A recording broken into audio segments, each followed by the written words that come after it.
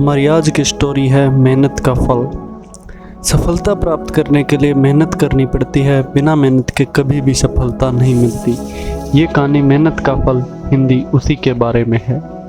तो चलिए शुरू करते हैं। एक गांव में राज और मनोज नाम के दो मित्र रहते थे। राज भगवान को बहुत मानता था और वो बहुत ही धार्मिक था। मनोज मेहनत करने पर भरोसा रखता था, वो बहुत मेहनती था। एक दिन दोनों ने मिलकर सोचा कि हम दोनों मिलकर 1 बीघा ज़मीन खरीदते हैं और उस ज़मीन में फसल उगाकर मुनाफा कमाते हैं। दोनों ने आपस में बातचीत की और कुछ ही समय में 1 बीघा ज़मीन खरीद ली। मनोज तो खेत में बहुत मेहनत करता था, किंतु राज कुछ भी काम नहीं करता था और वो हर मंदिर में बैठा रहता था। राज मंदिर में बैठकर भगवान से अच्छी फसल के लिए प्रार्थना करता था।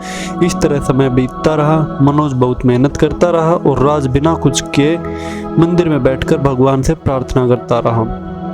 एक दिन खेत की फसल पककर तैयार हो गई। राज और मनोज दोनों ने बाजार में जाकर उसे बेच दिया और उन दोनों को उसके अच्छे पैसे भी मिले। घर वापस लौटते समय मनोज ने राज से कहा कि इस पैसों में से ज़्यादा हिस्सा मुझे मिलेगा, क्योंकि मैंने ज़्यादा मेहनत की है। मनोज की बात सुनकर राज बोलने लगा कि नहीं, इस पैसों से तो मुझे कुछ ज़्यादा हिस्सा मिलना चाहिए, क्योंकि मैंने भगवान से इसकी प्रार्थना की है, तभी अच्छी फसल हमें प्राप्त हुई। किसको ज़्यादा हिस्सा मिलेगा, इस बात को लेकर अब दोनों के बीच में लड़ाई शुरू हो गई है। तो मुझे कमेंट करके बताइए आप किसको ज़्यादा हिस्सा मिलेगा। तो अब दोनों इस पैसों के बंटवारे के लिए गांव के सरपंच के पास पहुंचते हैं। गांव के सरपंच ने दोनों की पूरी बात सुनी और दोनों को 1-1 बोरी गेहूं दिए, जिसमें कंकड़ मिले हुए थे। जो कंकड़ मिले हुए थे तो सरपंच ने कहा, कल सुबह तक तुम दोनों को इसमें से गेहूं और कंकड़ अलग अलग करके लाने हैं, तभी मैं निर्णय करूंगा कि इस पैसों में से ज़्यादा हिस्सा किसको मिलना चाहिए। दोनों गेहूं की बोरी लेकर अपने अपने घर चले जाते हैं। मनोज ने पूरी रात जागकर गेहूं और कंकड़ को अलग किया। वहां दूसरी तरफ राज गेहूं की बोरी लेकर मंदिर में गया और भगवान से गेहूं और कंकड़ अलग करने की प्रार्थना करने लगा। तो अगले दिन सुबह मनोज अलग किए हुए गेहूं और कंकड़ को लेकर गांव के सरपंच के पास पहुंचा। सरपंच मनोज के इस काम से बहुत ही खुश होते हैं। राज वैसे की वैसी गेहूं की बोरी लाकर सरपंच के पास पहुंच जाता है।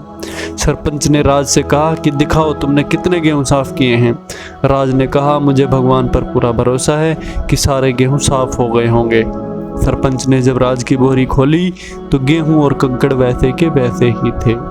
राज गेहूं की बोरी वैसी की वैसी देखकर हैरान हो जाता है और सरपंच राज को समझाते हुए कहता है कि भगवान भी उसी की मदद करते हैं जो हमेशा मेहनत करता हो।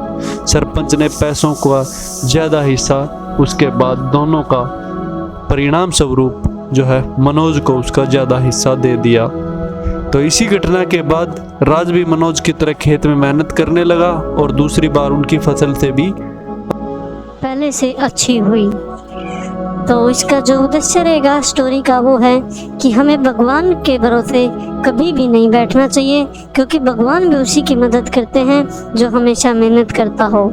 हमें सफलता प्राप्त करने के लिए मेहनत करनी चाहिए। अगर आपको हमारी स्टोरी मेहनत का फल अच्छी लगी हो तो अपने दोस्तों के साथ भी शेयर कीजिए और कमेंट में ज़रूर बताइए कि हमारी स्टोरी आप लोगों को कैसी लगी, और हमारे चैनल को प्लीज़ सब्सक्राइब कर दीजिएगा। मिलते हैं नेक्स्ट स्टोरी में।